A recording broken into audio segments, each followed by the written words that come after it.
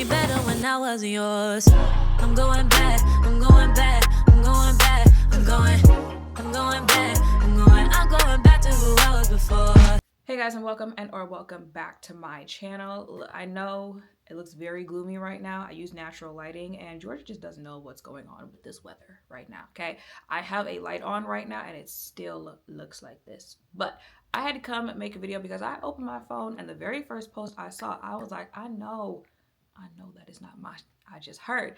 So if you guys want to know what is going on with CoverFx, although I'm not even sure if I know what's going on with CoverFx, let's go. Okay, so if you are newer to makeup, then you might not know CoverFx, but the OGs, the long time, decades long makeup wearers, because CoverFx was one of them girls before I even got into it. Mind you, I've been into makeup since 2013, 14? Somewhere around there. So it's not like the brands that came after the Fenties, the real popular brands. CoverFx was one of those like Bobbi Brown, Lancome, Estee Lauder type brands, especially back in the day, especially when it comes to brands that actually offered shades to deeper complexions without having to be bullied into it. Now, if you were here and you've been on the internet beauty space, you know, like literally some of these brands had to be bullied into including deeper complexions. But brands like CoverFx, Bobbi Brown, MAC Cosmetics, now granted some of them, but actually not CoverFx, because CoverFx was actually a brand that not only understood inclusion when it comes to shades, but undertone when it comes to shade too, because even though some of y'all had shades for deeper complexions, it was given real orange. They thought deeper complexion meant that everyone had a warm complexion, but CoverFx understood undertone as well. That was one of them brands. So I open Instagram and the very first post I see is CoverFx and it says, "To our incredible CoverFx community, thank you for more than 20 years of love, loyalty, and beauty without compromise. As the beauty industry faces new challenges from tariffs to a shifting global market, we've made the heartfelt decision to begin winding down the CoverFx business. While this chapter closes, our gratitude for this community and the impact we've made together will always remain. As part of this transition, our teams will no longer be monitoring or replying to messages in our CoverFx inboxes. You can still shop your favorite products on CoverFx.com or Amazon while supplies last." Okay, now I read it incorrectly the first time that I saw it, so now I'm not confused anymore, because the first time I saw it, I really only paid attention to the "we won't be monitoring our inbox anymore," and that's a sign for a lot of brands when it's time, when they're about to make that announcement that they're shutting down. You'll notice like they don't post on Instagram much anymore. They're not replying to comments. People will be in the comments like, "Hey, I placed an order 2 months ago."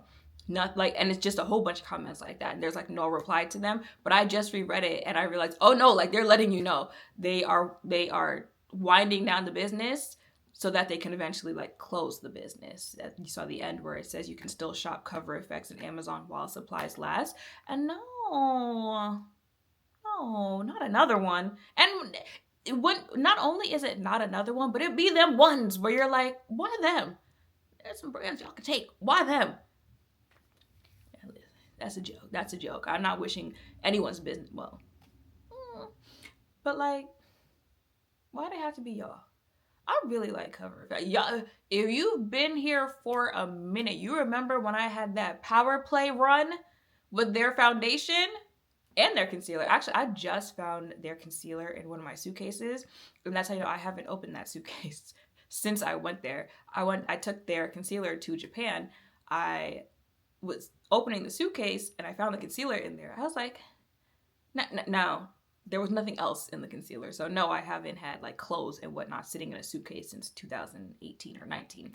But that concealer was in there. And it's seeing things, products that you used to use and like it bringing back the memories of you using it and all that stuff. It's always a little good feeling moment. But the concealer, the foundation especially, that was heaven sent for people who had oily skin. That foundation, it was a matte foundation, but it still looked good on the face. It was still breathable. You didn't look cakey, because around that time we were still in the cakey like Instagram makeup era, but it didn't do that on the face. I do know, and I think I kind of addressed that before, like they did have like a little fall off moment where it was just kind of like I know you still exist, but like where are you type thing. And then they kind of like rebranded or attempted to rebrand, and people talked about it for a little minute, but then you didn't really hear anything about it anymore. And now that announcement. That's sad. They kind of address where, you know, not necessarily things went wrong, but where things got hard for them as a brand, the tariffs and the market changing. A lot of brands, especially after the COVID era, a lot of brands have been suffering. And unfortunately, we've seen a lot of brands having to make this decision.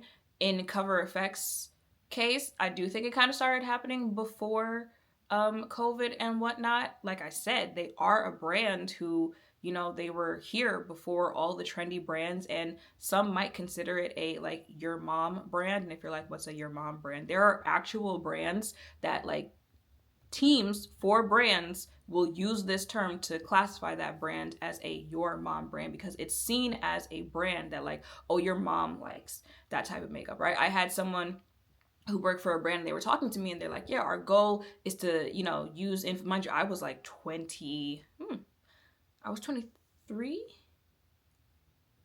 I was 23 or 24 at the time. And they were like, yeah, we wanted to use influencers who were your age because we're trying to reach a different demographic, because we don't want to be seen as just a your mom brand.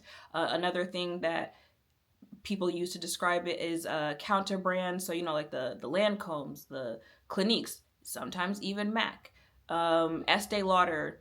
And I actually asked that question on Instagram stories. I was like, do you consider Estee Lauder to be like a, you know, an auntie brand, an older person brand? And a lot of people said yes.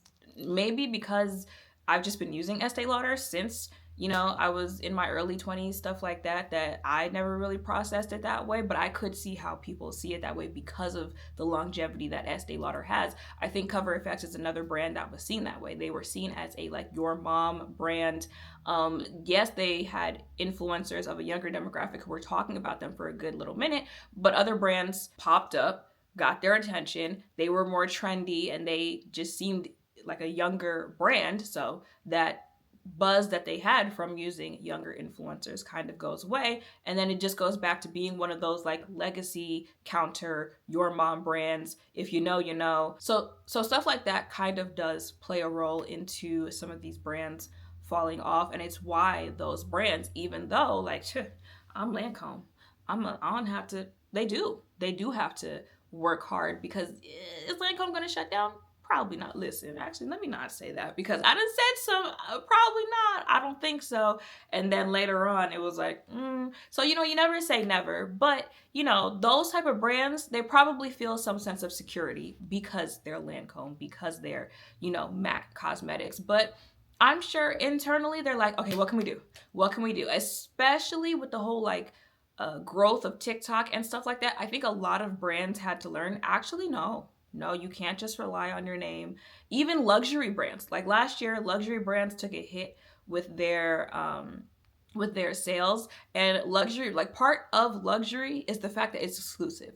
They don't want everyone to be able to afford luxury. They don't want everyone to be seen with luxury, because part of the selling factor for luxury brands to the customers who can afford to buy it is that if you buy this, you won't be like everyone else. Everyone else won't be able to have it, and you can feel better about knowing that people will covet it, but they can't have it, right? So even though luxury brands do not want everyone to have it, everyone to be able to afford it, even luxury brands had to start using things like influencer marketing, like social media marketing, because they were seeing, wait a minute, I'm Louis Vuitton, but hold on, those numbers.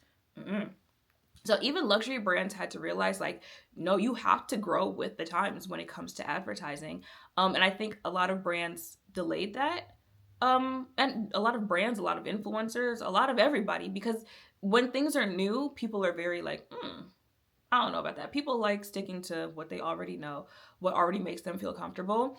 And I think that hurt a lot of brands. And by the time some of them did jump on, there were already brands who had jumped on from the very beginning. They saw the spark in TikTok and they jumped on it right then and there, and they became the new brand that people had to try, had to all this, that, and third, right? Only so many brands have that it factor where it can carry across platforms, right? Like Danessa Myricks is that girl across platforms. Rode Beauty Rode, Rare Beauty, but whichever one.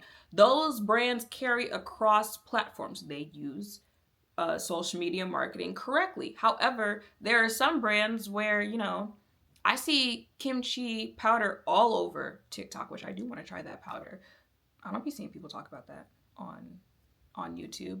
I see, excuse me, I see Lisa Eldridge company talked about on YouTube. I don't see that talked about on Instagram. Like, and not every brand has to do that. Not every brand has to spread themselves across platforms. However, I feel like, and not just off of revenue, but visibility, I personally feel like the more spread out you are, the better. Like if you have a market on wherever, the more visibility you could have, the better for you. Because what happens if Instagram tanks tomorrow and the only place you were known was Instagram?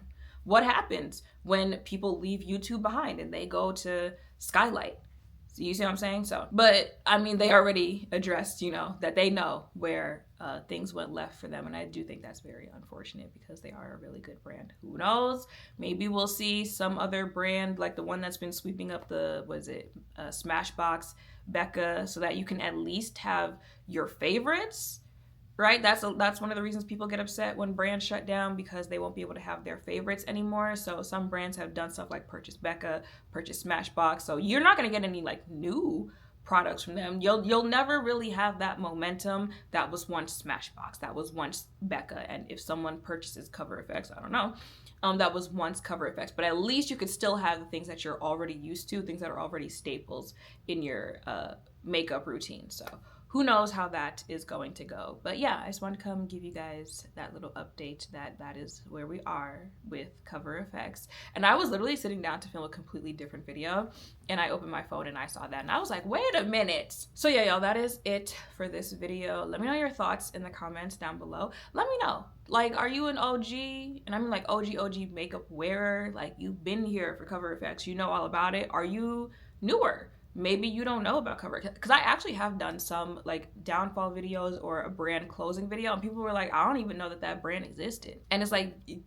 that thought pops into my head where I'm like, I literally could be talking to someone who was not around for, you know, the peak of Estee Lauder, or who was not around to know what CoverFx is. So let me know in the comments down below. Make sure to thumbs up, comment, subscribe, turn notification bells down below. Thank you all for watching. I'll see you in the next one. Bye.